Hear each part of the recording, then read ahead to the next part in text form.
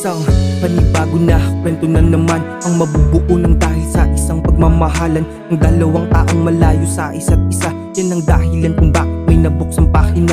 Di ko alam bakit ganito ang naramdaman. Kung nakita ko ngiti mo di ko na makalmahan. Ang pintig ng puso muli na namang nagmamahal. Tanging hiling ko lang sana naman ito ay tumagal. Ako'y hinala at hiniling sa mga tala na sana yung makinang nabituin aking makuha. Ang pag-ibig ko ay isinulat ko ng patalata. Nandun ang pangakong di ako sa'yo mawawala. Sa'yo lang tumibok ang natutulog ko na puso. Wala na rin akong paki kahit tayo'y malayo ng lugar kung saan nandun ang katulad mong patunay na hindi lang panandalian. Kahit sa kabilang mundo, ikaw ay hahabulin, mabigat ang dala ko. Ikaw ang laman ng panalangin, makasama ang tulad mo at madala sa dambana. Kahit gano'ng kalayong milya, walang makakapigil sa aking dalawa. Walang makakapigil sa ating dalawa, kasi mahal mo rin ako at mahal din naman kita.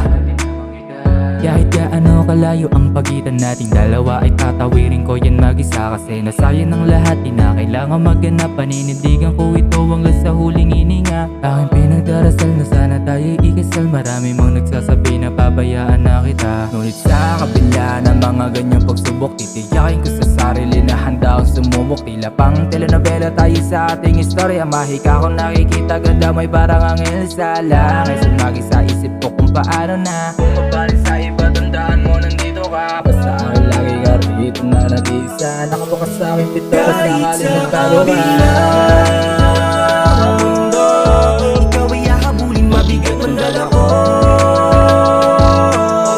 Ikaw ang laman ng panalangin, makasama ang tulad mo at madala sa dambana. Kahit gano'ng kalayong milya, walang makakapigil sa ating dalawa. Mabigat ang dala ko. Ikaw ang laman ng panalangin, makasama ang tulad mo at madala sa dambana. Kahit gano'ng kalayo